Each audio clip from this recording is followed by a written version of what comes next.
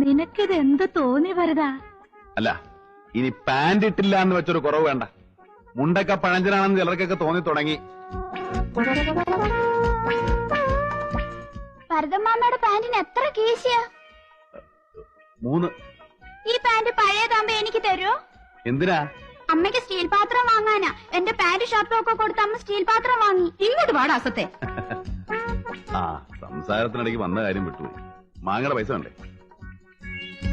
2 ദിവസം കഴിയുമ്പോ ആള് വരും മാങ്ങ പറിക്കാൻ. അല്ലേ?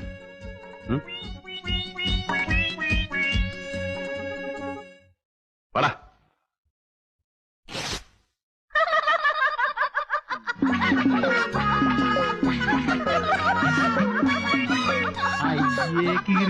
പോടാ.